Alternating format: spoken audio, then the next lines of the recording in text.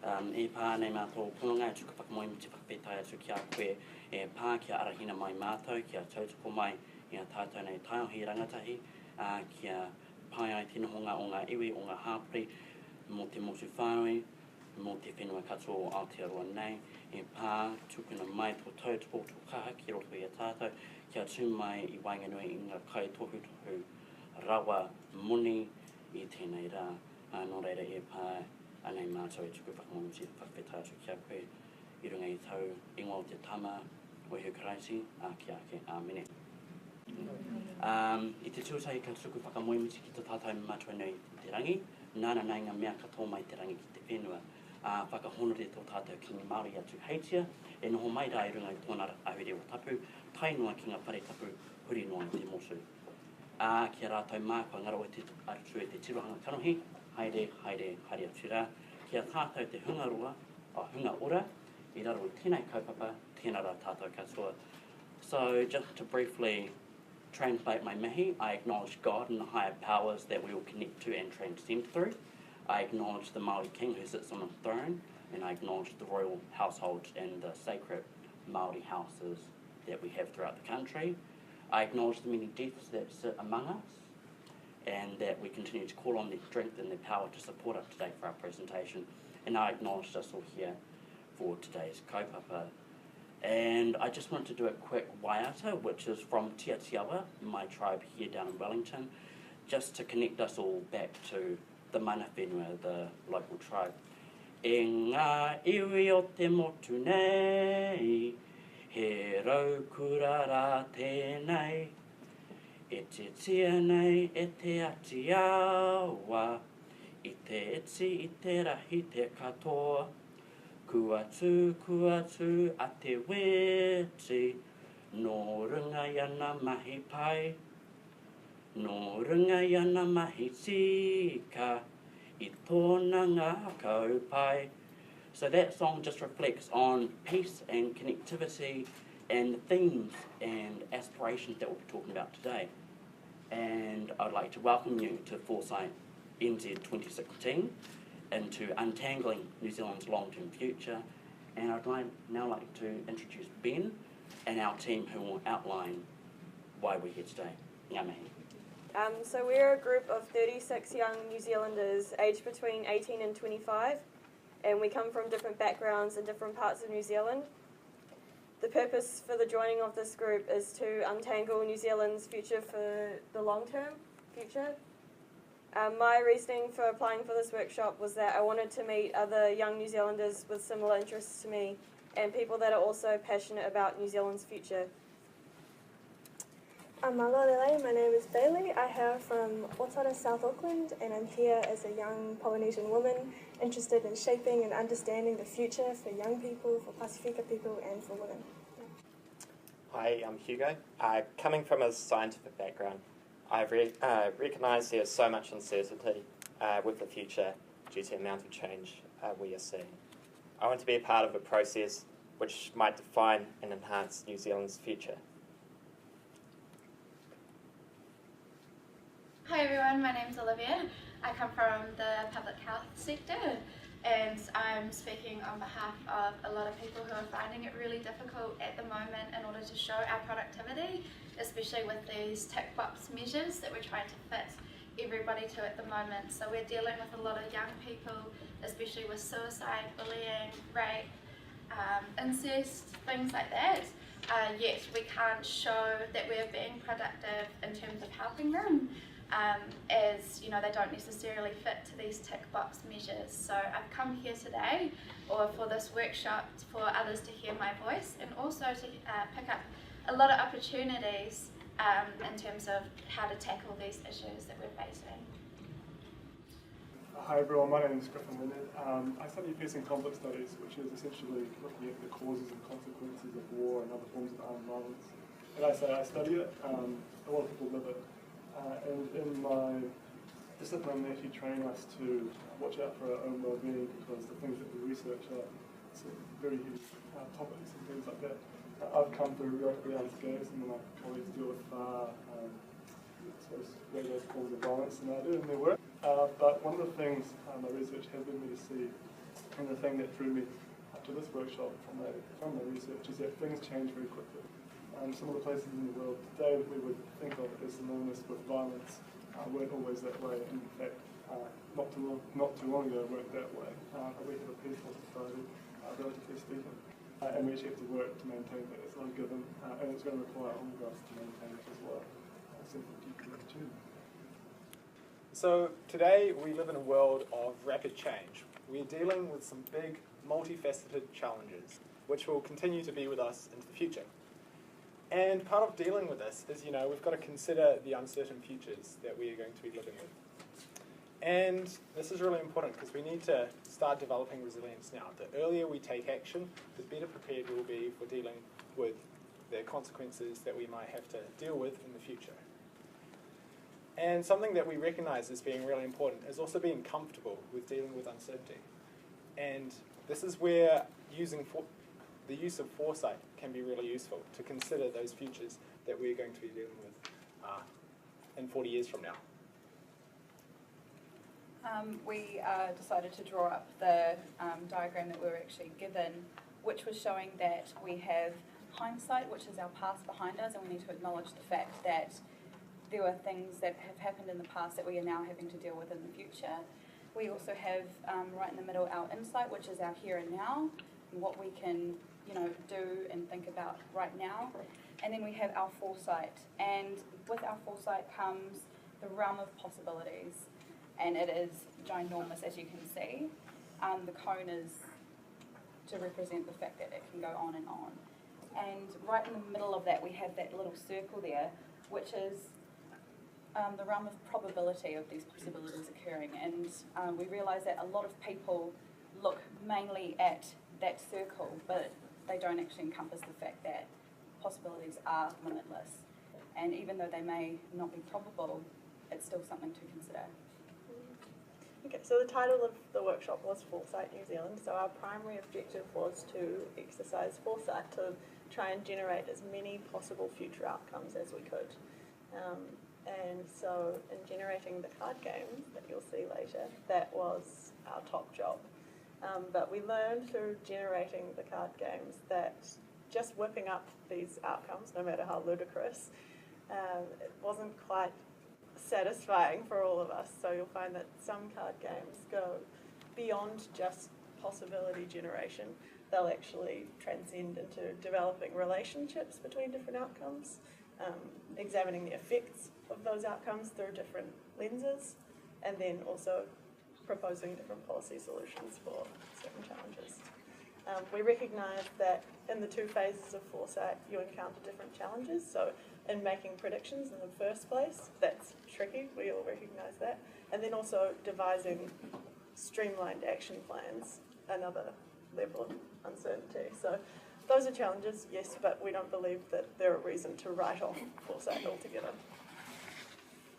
So over the last 3 days, well, 2 days, we've heard from a variety of different speakers, which has helped guide our learning. And we were placed in groups of six groups of six, where we worked together to share the ideas and generate our discussion from what we thought were significant trends for New Zealand's future. Each group came up with their own set of 52 cards, which were events in Wednesday, but were significant for the future of the foresight of New Zealand. And then one person from each group, say, came together to bring all of these cards into one set of cards and then the game from there. So it's quite good to see that, well, you've got here some of the ones that were common and then some that were a bit different and things like that. So it's been quite interesting seeing what everyone has produced.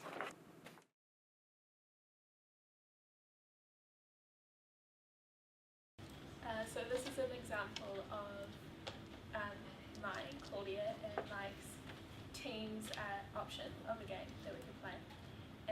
We titled it I Reckon, and it's just a play on the Kiwi kind of wording, I reckon this may happen in New Zealand's future. And the game is of synthesis and estimation. So basically the aim of the game, it's loosely based on balderdash. It's to construct narratives and draw links between possible future trends, events, and driving forces that we've sort of listed there. Ultimately, the intention is for young New Zealanders to sort of improve that capability of seeing how things can be synthesised and how things actually are all in this complex sort of interlinked situation. So firstly, 5 cards are drawn and faced up on the table. These could be a mixture of events or trends, and then individually each player will formulate a narrative connecting the events and trends that form a story of New Zealand's future. In turn, each player presents a narrative to the rest of the team, the group, and then after that, individually, each player will vote for their favourite narrative. It could be the most insightful, the most interesting, or plausible. And the player with the favourite narrative ultimately wins a point, and after each round, the first to 10 points wins the game. It works best in groups of 4 to 6. We picked 5 cards at random, and the ones we had were the decline of freedom of the press and speech, financial crisis in New Zealand, move to local governance, political integration of Australia and New Zealand, and a major natural disaster in New Zealand. So my narrative was, after a major natural disaster in New Zealand, Australia welcomes our nation to their country, banding together and forming political integration. With the mass migration and overpopulation across the country, society becomes unstable, and in an attempt to bring order, the government reduces freedom of speech and press. This does not sit well, and in the end, society moves to a more localised way of governance. Normally, we'd actually have these 2 scenarios that would illustrate how different you can go. This one we've actually got slightly similar tangents. Mine was in 2017, a major earthquake struck the city of Wellington. With the loss of the political centre, the various regions of the country began to exercise a greater degree of governance and control over their respective jurisdictions. Struggling with the deep financial crisis that the earthquake had created and maintaining control, these local government centres began to enforce martial law, cracking down on the vocal dissent of the press and the population. As a means to prevent a further slide into anarchy or tyranny, the Australian government offered New Zealand a political union, aid, and the use of its civil institutions. Well, that's perhaps for the audience to decide. Who will win a point. What do we vote? There we are. Okay, so for Claudia's scenario.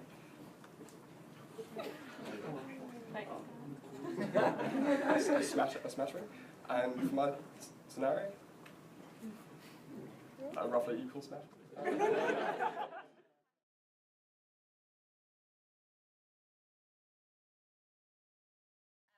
Basically a collaboration of all the different games that were provided by the groups in our discussions yesterday.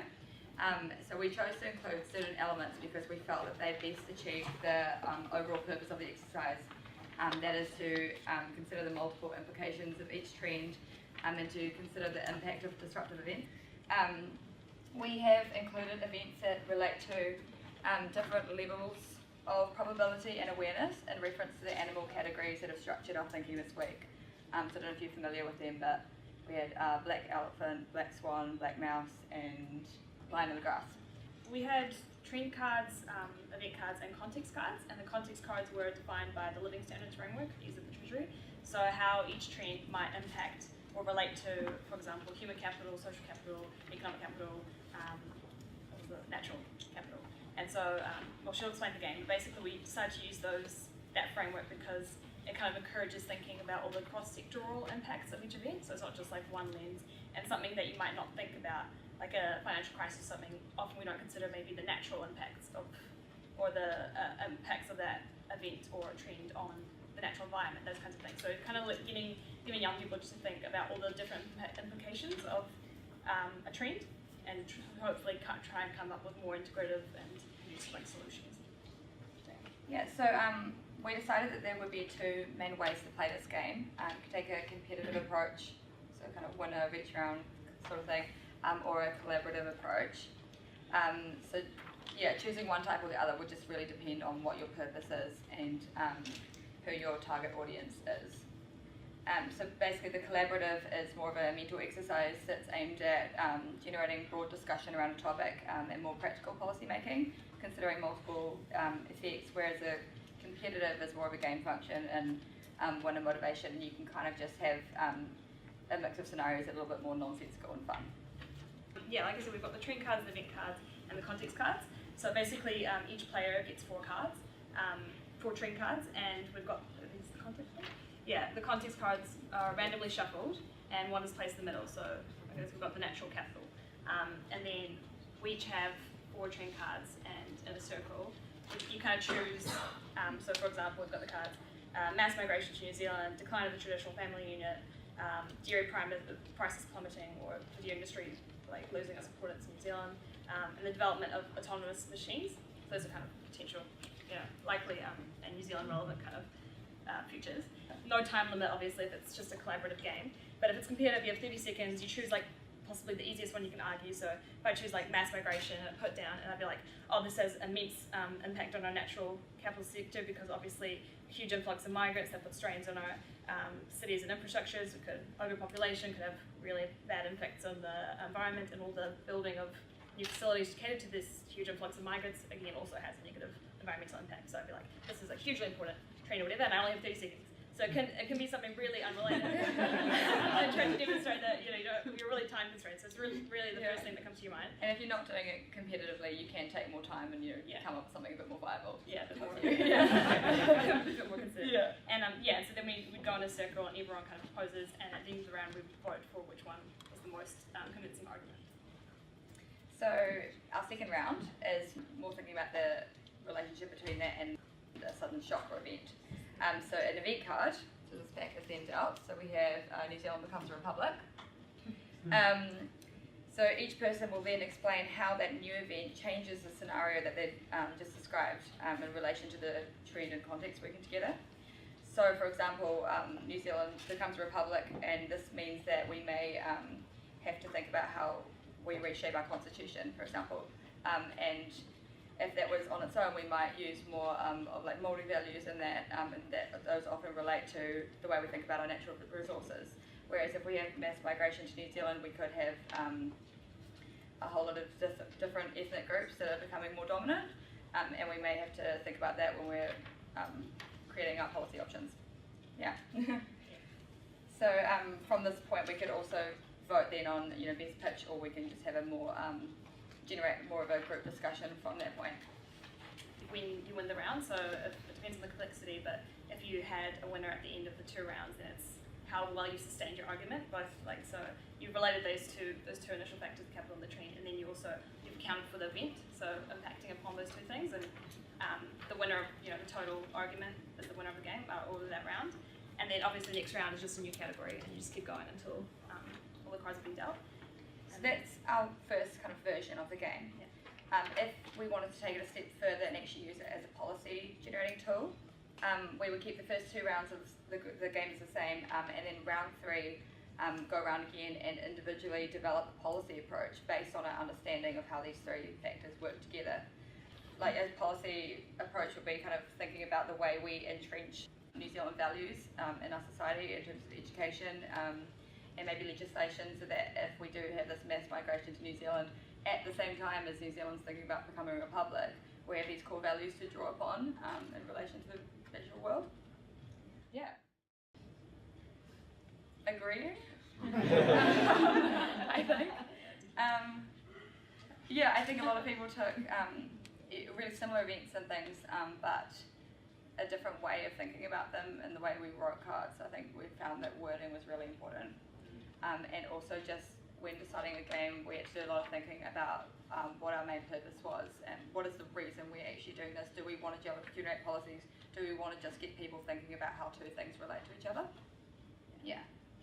I thought ultimately it should be about thinking. So we've got the trends as like the standard. So these are definitely things that we should be thinking about, and just having them there kind of gets people talking, and then also having shock events, and also having that framework of capitals, and just trying to like contextualize everything. I think it's like in terms of like a thinking tool, I think it's probably the best compromise we can make. So yeah, I'm pretty happy. So the 4 animals that I mentioned at the beginning, some of them are high probability low awareness, or high probability, high awareness, low, low. So they relate to kind of different things. So that's something that we would look at incorporating in the future, but in this version we couldn't figure out how to get that into that setting. But I think we tried to categorise and make sure that we had events that encompass all four of those different combinations.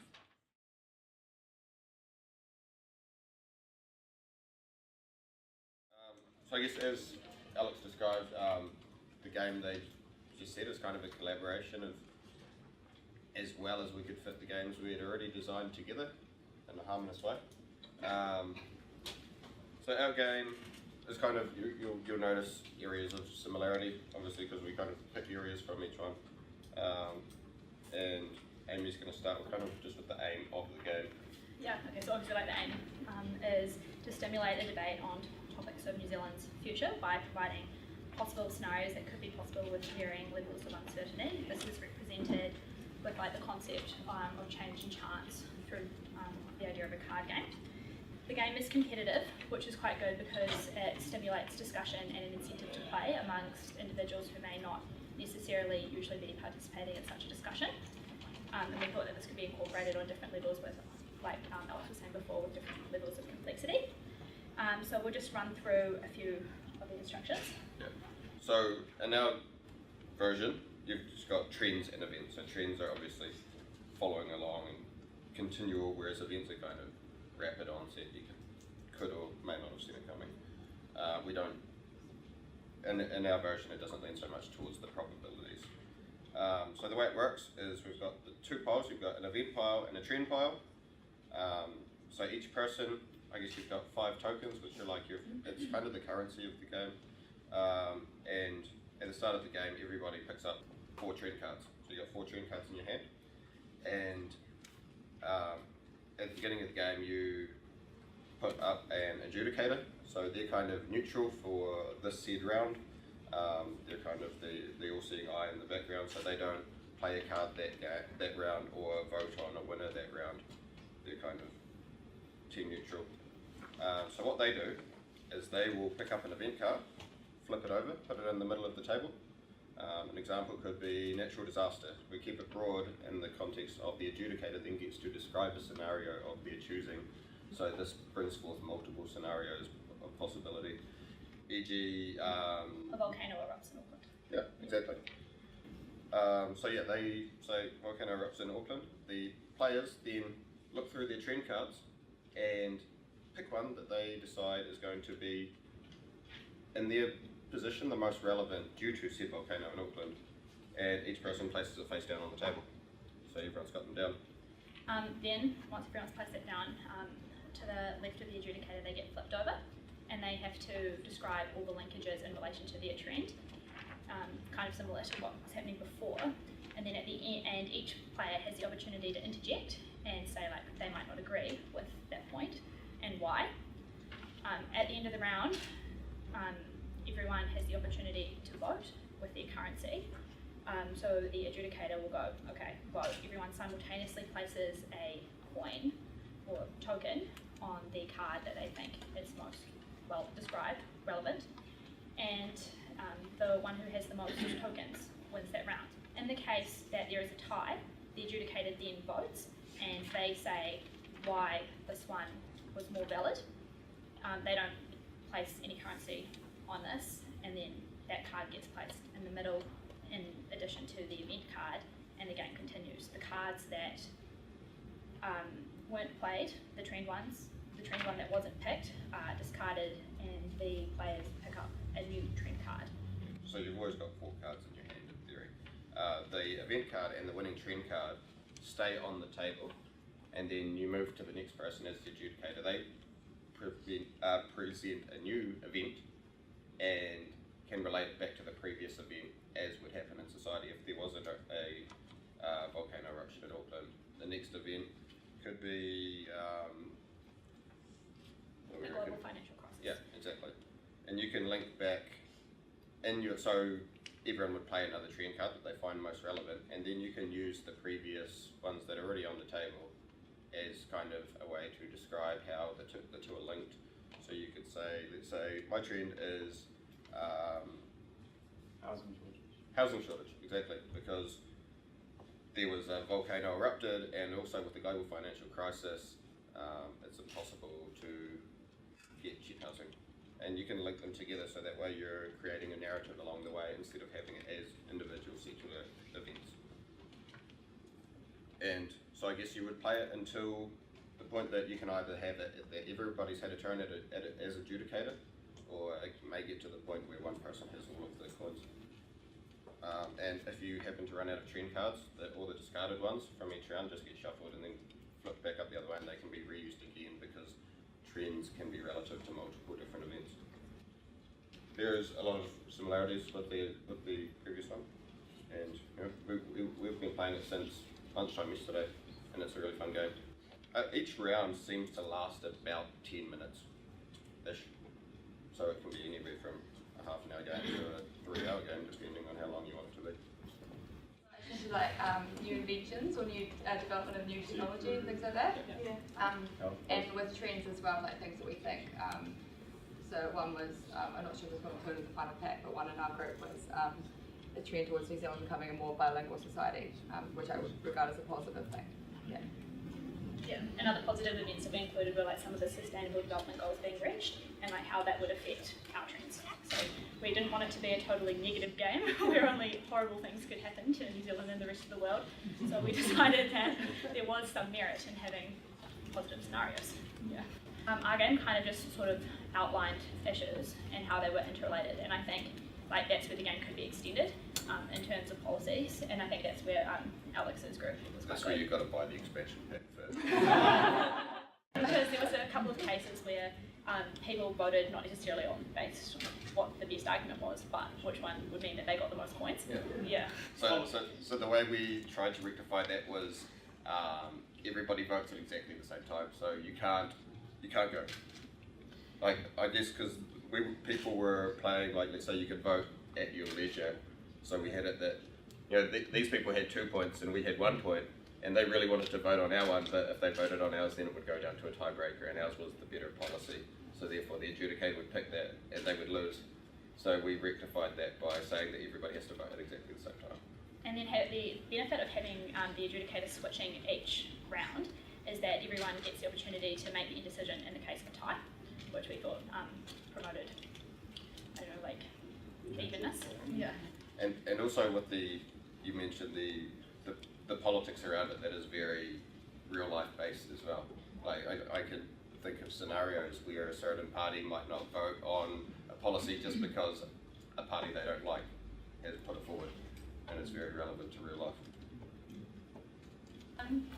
Hello, I'm Selena. I think it's always going to be an interesting experiment when you take 36 strangers and put them in a room and ask them to work really intensely on something for 3 days. In some ways it's even more risky to take 36 young people who are all really hungry to have their voice heard. So when we were trying to think of a way to frame our reflections on this, we thought the best way to start would be to sort of showcase what was our biggest challenge and kind of our biggest opportunity, which is that we are all really different. So I'm going to ask the group to introduce themselves. I'll start. I'm Selena, I'm from Whangarei. I've got a background in energy research, but I currently work as a management consultant. Kia ora, I'm Zach from Tauranga, and I'm an educator, per se. Hi, I'm Beth, I'm a student nurse from Dunedin, background in psychology, and I'm Mitchell, I'm a teacher at Northern College in Kaikoi. I'm Eleanor, and I'm from Auckland, and I'm an enrolled barrister and solicitor, and I have a background in political science. I'm Hayley, I'm originally from Taupo, living in Wellington and working at the Environmental Protection Authority. I'm Caleb, I grew up in Christchurch and now work here at the Treasury. I'm Simon, I grew up in Timaru, studied philosophy at Wellington and now work doing evaluation at the Ministry for the Environment. And I'm Sam, and I'm from Manawatu, and I've studied law and commerce and I'm currently a farmer. I guess you can tell from our introductions, we're such a diverse group. And obviously when you bring us all together, we come with our own, preconceived ideas of what the world should look like, or what New Zealand should look like. We obviously have so many different qualifications, different skills, we come from different communities and different cultures. And to kind of merge those, I guess all of that together was a challenge in itself. But I think there were a few main things that we couldn't quite try and figure out, but I guess in the end, we are all here to sort of search out a better tomorrow for future generations.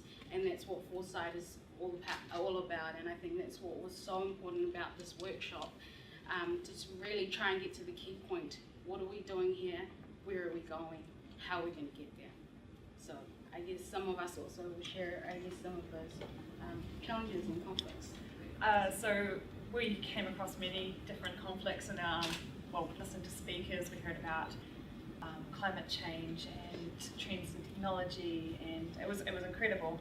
But one of the problems with the diversity conflicts we came across was possibly just an example of many, was that the elderly population is increasing. We're looking at a population which is vastly majority of elderly people, which possibly means that the voting system will be quite biased of the elderly population. So that's, as a result, we're sort of looking at a future in which there might be a conflict between bias towards the elderly population and the sort of ignoring the youthful population, I suppose. Yeah, so that's one of the examples that we had. Anyway. So I just want to share a reflection on some of the conflict that came out through the processes that we went through. So in particular, I want to talk about the development of the cards. So what kind of happened there was there were 6 groups of 6 people, and we kind of all the groups came up with approximately 50 or so different trends and events to put into the cards. And so that's what, like 300 odd different ideas. And so it's a real challenge bringing that together into one kind of standard deck, so standard set of ideas for what we thought were the big things that we were thinking about. And so the main challenge there was having a deck of cards that represented the integrity of the group, so it's like our ideas as a group. And so one of the ways we kind of went around it last night was kind of got those lists that you guys have got. We got a group that comprised of 1 member from each of the groups and kind of went through, picked out all the common themes, put them on a whiteboard, and just kind of went late into the night. And we eventually settled on things. But then when we did a sense check this morning, we found out we'd actually missed some stuff that was really important. So one of the things that was missed was te reo.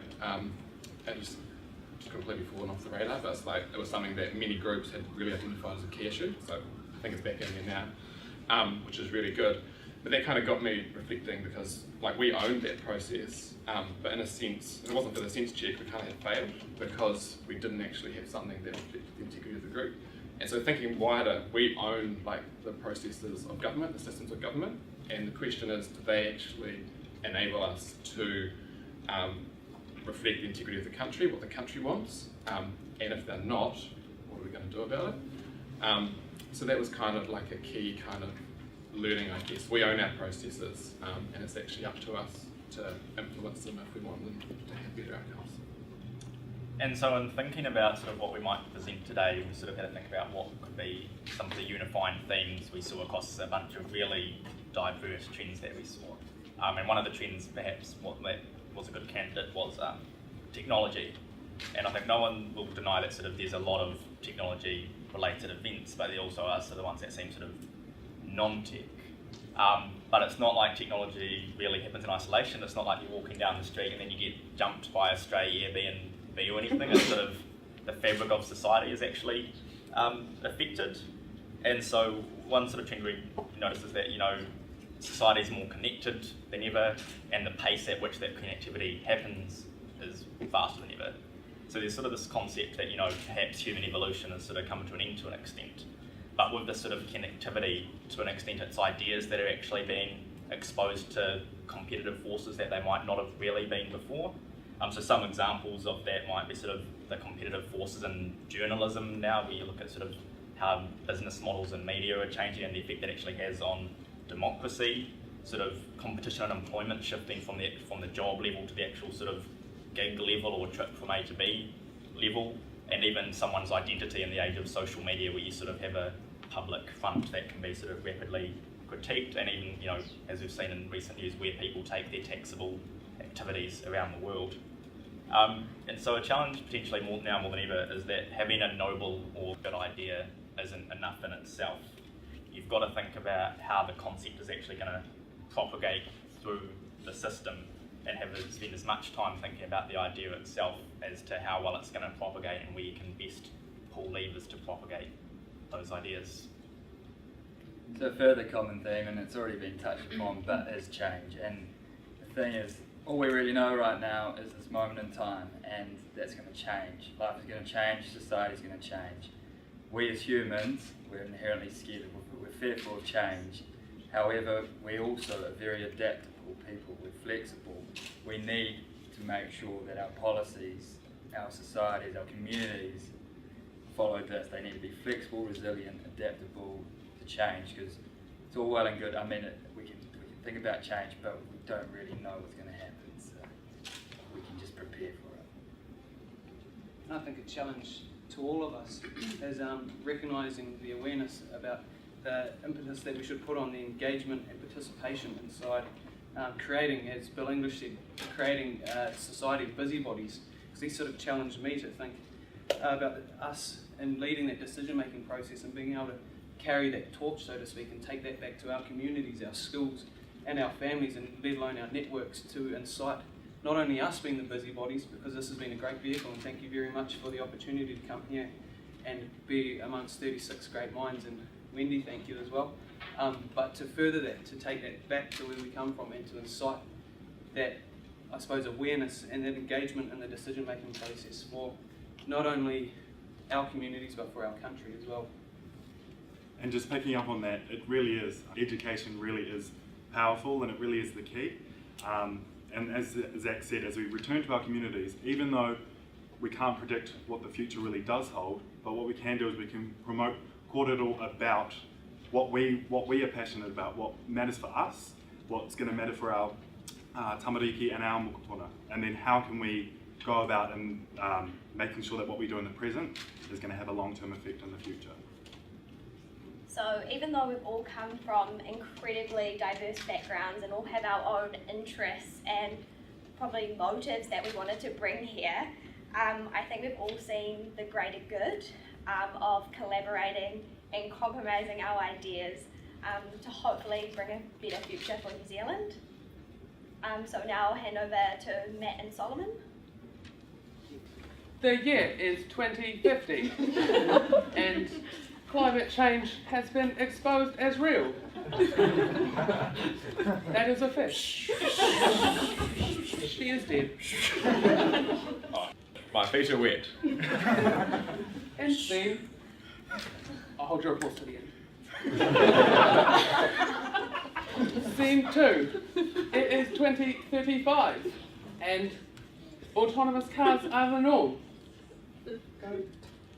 I can now do with both hands what I did before with two hands. With one hand.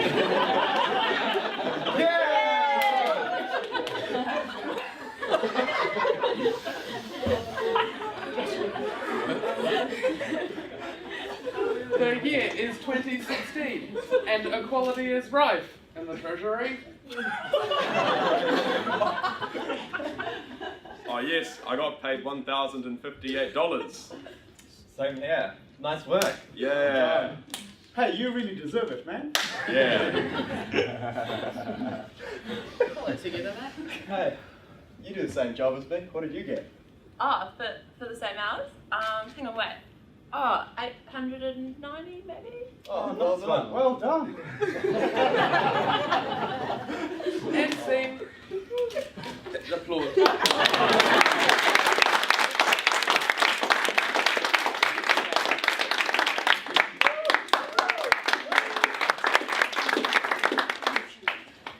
Meanwhile, in the low socioeconomic classes, I wish I had a job. Ooh, that's right. Because this is too foreign for me, but I will keep fighting anyway.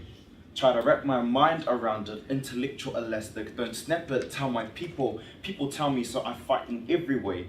But every day, it's a low living standard way. Plan away, but bills flow in anyway. One day, the people always pray, but it's ideals and theories and concepts and speeches and teachings and readings and thesis and thinking. It's a sinking, it's rethinking. Don't blink, cause you'll miss the links, but I fight anyway. I fight every day, but I ask myself every day, is this my way?